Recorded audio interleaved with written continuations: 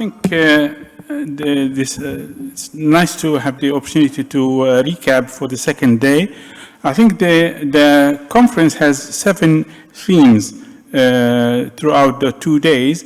I think yesterday we had addressed 4, and the 3 themes that we addressed today are shown here: type 1 diabetes, Ramadan fasting, present and future, addressing the risk calculation of Ramadan, which is a very dynamic, research dynamic area, and the last session on the cardiovascular disease and diabetes in Ramadan.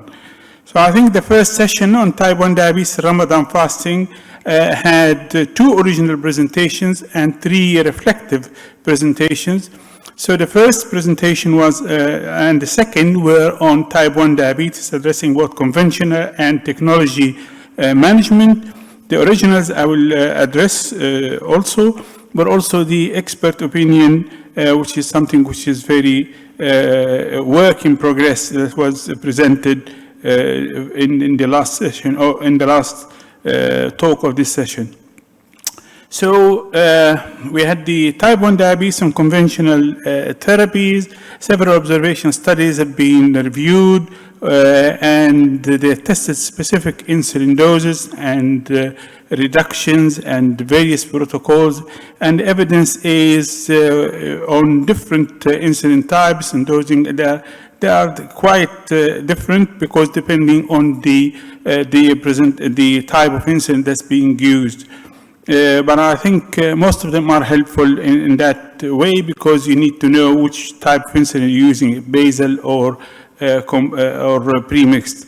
There's a need natural for very high quality clinical research to allow evidence-based guidance for the best required insulin regimens, particularly that we are in time where actually newer insulin preparations are coming.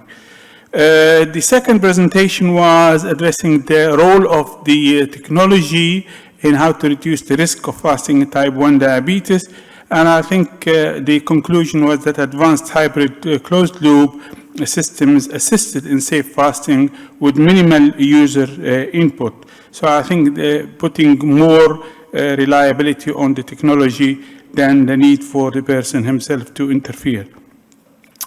The 2 original presentations that were in this session were addressing the timing of the suhoor in type 1 patients fasting during Ramadan. This is a study from Saudi Arabia, and it is a randomized crossover trial, and talked about the choices of the various timing of the suhoor. And actually the differences were not particularly very remarkable, and both choices can allow flexibility for the patient. The second one, which is the active fast study, looked at the role of the advanced insulin pump technology in patients who are exercising during Ramadan. And this also concluded that this technology can help patients exercise safely. And I think in the last session, we were listening about the role, or hearing about the role of exercise in these patients. We had a very interesting expose on the expert opinion on the closed loop pump during Ramadan. This is a work in progress, and we had the privilege of listening to the people presenting their work as it develops, from an expert advisory board, from accomplished clinicians with wide experience in the Ramadan fasting. And the scope for the recommendations was in during, and post-Ramadan. And the committee so far has defined 14 clinical questions, and they are gathering the evidence for the answers for these questions.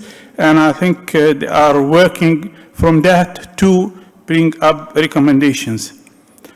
The second session talked about a very dynamic area, which is the risk calculation in Ramadan. We had 2 original presentations on the Ramadan Plus study and the neuropathy data from the global survey. And also we had fasting on the brain and the brain health, Ramadan fasting and diabetic retinopathy, and also we had presentation from a very enthusiastic person on the Ramadan risk score. So I think the original presentations, Ramadan Plus, looking at the concept of the difference between people who are fasting Ramadan only or those who have an extended periods of fasting for more than 60 days or plus. And I think there was significant HbA1c and lipid profile changes, but I think the difference in the distribution between the various times that these people fasted need to be addressed in further research.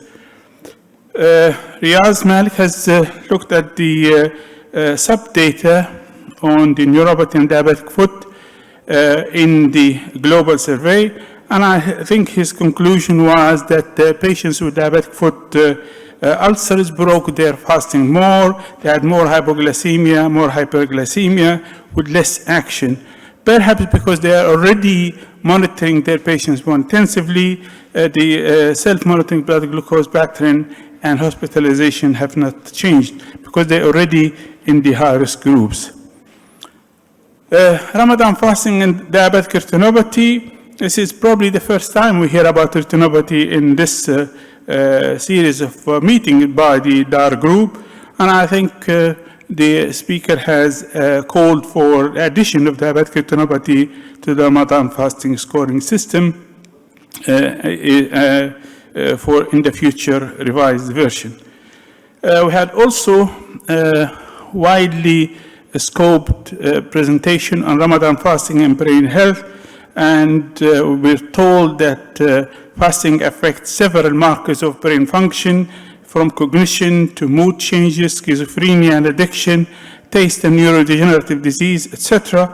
And I think this is a very new version land for research for the future. The future diabetes Ramadan risk calculator was presented by Beshaya Effendi, and he actually firstly stated that the future depends on its adaptability to the evolving medical knowledge and technology, and also he made a plea for a proactive stance in refining its role and using it in various circumstances. The last session that just finished just now, we had presentations on the risk factors, hypertension and lipids, the behavioral aspects of cardiovascular disease, weight loss, and smoking, and the actual diseases in terms of cardiovascular events, and more extensively and particularly on the congestive heart failure. So I think the talk by Mohammed Hassanin on hypertension identified from the DAR global survey that about 52% of type 2 population were previously or established to have hypertension. They tended to be older with longer duration of diabetes, and a higher proportion of them had complications during fasting. The talk on lipids by Moez looked at the fact that observing Ramadan fasting by diabetic patients, when it is done under medical supervision, adhering to prescribed drug regimens and modifications, and without having major risk factors, could result in slight improvement in overall metabolic and lipid profile. The weight loss presentation was extensively discussing all the background knowledge about the physiology of fasting and the mechanism of weight loss. And I think the conclusion was that if fasting is to happen during Ramadan fasting, it can happen with a hypercaloric diet appropriately set for the sex of the person and the body weight of the person. And I think his take-home message was also that Ramadan should be a good start for weight loss journey. The interesting talk about smoking in Ramadan concluded that there are several studies from various parts of the world, but I think they are small and they're suggesting that there is a missed opportunity as there are lower rates of withdrawal symptoms, reduced number of cigarettes smoked, and increased implementation of religious dictates.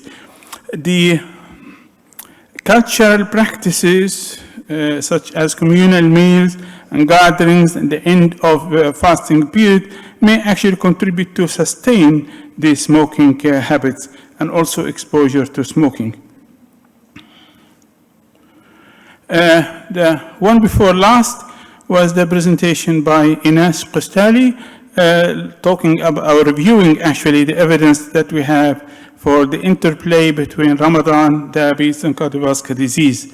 And I think at the end, she called for the DAR score to be very widely used or more extensively used to guide physicians about the risk of fasting in this special population.